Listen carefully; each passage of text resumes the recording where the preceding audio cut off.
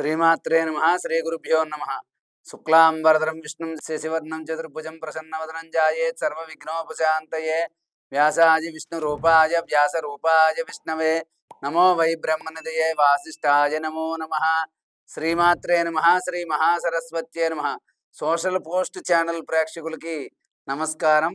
శుభయోగం కార్యక్రమానికి స్వాగతం.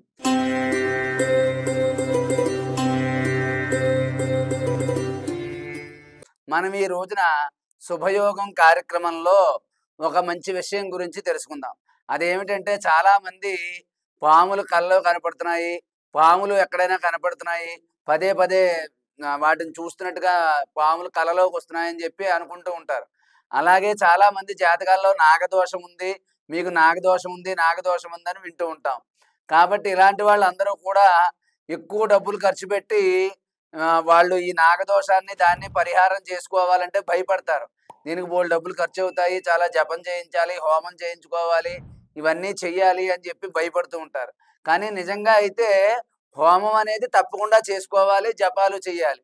కానీ అది చెయ్యడానికి మన దగ్గర శక్తి లేనప్పుడు కొంతలో కొంతైనా ఈ నాగదోషం పరిహారం అవ్వాలి, ఈ పాములు కలలోకి వస్తున్నాయి కాబట్టి వీటి వల్ల మనకి ఏదైనా చెడు జరుగుతుందేమో అనే భయం మనలో పోవాలి అంటే మనం మంగళవారం నాడు నేను చెప్పిన పరిహారాన్ని పాటించినట్లయితే మీకు కొంతవరకు ఉపశమనం అనేది కలుగుతుంది.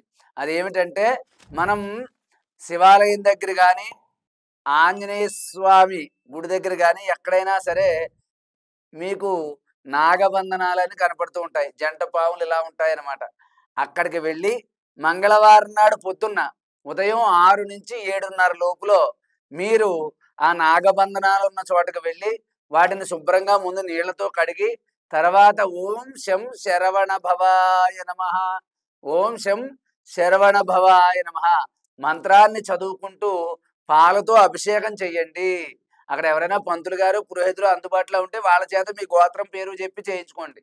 లేకపోతే కనుక మీరే చేసుకుంటాను అంటే ఓం శం శరవణ భవాయ నమః మంత్రాన్ని చదువుకుంటూ ఒక చిన్న పాల ప్యాకెట్ పట్టుకెళ్ళి దాన్ని ఒక గ్లాసులోని ప్యాకెట్తో పోయకూడదు. ఎప్పుడు కూడా ఒక గ్లాసులో కానీ ఒక రాగి చెంబులో కానీ పోసుకుని దానితో పొయ్యాలి. ఓం శం శరవణ భవాయ నమః అనుకుంటూ పోసి, తర్వాత మళ్ళీ మామూలు నీళ్ళతో శుభ్రంగా కడిగి అక్కడ కొంచెం పసుపు రాసి దాని నిండా అక్కడక్కడ గంధం బొట్లు పెట్టి దాని మీద ఎరుపు రంగు కుంకుమతో బొట్లు పెట్టి, తర్వాత ఓం శం శరవణ భవాయ నమః మంత్రాన్ని చదువుకుంటూ ఎర్ర మందారాలు కానీ, ఎర్ర గులాబీలు కానీ 27 లేకపోతే 11 ఇంకా ఉంటే 41 ఇంకా 54 అలా ఎన్నైనా సరే మీ శక్తి కొలది ఎర్ర మందారాలు కానీ, ఎరుపు రంగు పువ్వులు ఏవైనా సరే పెట్టి పూజ చేయండి. తర్వాత 2 అగరత్తులు వెలిగించి ధూపం చూపించి దీపారాధన చేసిన తర్వాత ఒక దానిమ్మ పండు, నువ్వులు బెల్లం కలిపిన ఒక ప్రసాదం లాంటిది దానిమ్మ పండు నైవేద్యం పెట్టి, తర్వాత స్వామికి హారతి ఇచ్చిన తర్వాత ఆ నైవేద్యం పెట్టిన దానిమ్మ పండుని, ఆ యొక్క బెల్లము నువ్వులు కలిపిన ప్రసాదాన్ని మీరు స్వీకరించండి. ఇలాగా ఒక 5 మంగళవారాలు కానీ 7 మంగళవారాలు కానీ చెయ్యడం వల్ల మీకు ఈ నాగదోషం అనేది కొంతవరకు తగ్గుతుంది. ఈ పాములు కళ్ళలో కనపడడం అనేటటువంటి వాటి వల్ల భయం, అంటే ఏం జరుగుతుందో అనే భయం అనేది తొలగిపోతుంది. నిజంగా నాగదోషం ఉంటే తప్పకుండా హోమం, జపం, పూజ చేయించుకోవాలి. అది చేయించుకోవడానికి శక్తి లేనప్పుడు అది చేయించుకునే వరకు మనకి దానికి సంబంధించిన భయం పోవాలి అంటే ఈ విధంగా జంట నాగులు ఉన్న చోటకు వెళ్ళి నేను చెప్పిన పరిహారాన్ని పాటించండి. అప్పుడు మీకు అంతా కూడా మంచే జరుగుతుంది.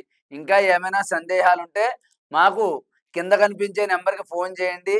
మీ నాగదోషం నివారణకి నాగప్రతిష్ఠ చేయించి ఆ యొక్క నాగదేవత యొక్క హోమాన్ని కూడా మేము జరిపిస్తాం. కాబట్టి మీ శక్తి కొలది పూజించండి. ఆ యొక్క నాగదేవతను పూజించడం వల్ల నాగదోషాలు కానీ, కుజ సంబంధమైన దోషాలు కానీ, ఈ పాములవి కల్లోకి రావడం అనేటటువంటి భయాలు అనేవి పోవాలి నిజంగా. కాబట్టి మంగళవారం నాడు నేను చెప్పిన పరిహారం పాటించండి. నాగదోషం నుంచి, నాగ భయం నుంచి కూడా మీరు బయటపడి సుఖ సంతోషాలతో జీవించాలని చెప్పి ఆశీర్వదిస్తూ సర్వే జనా సుఖినో భవంతు. స్వస్తి.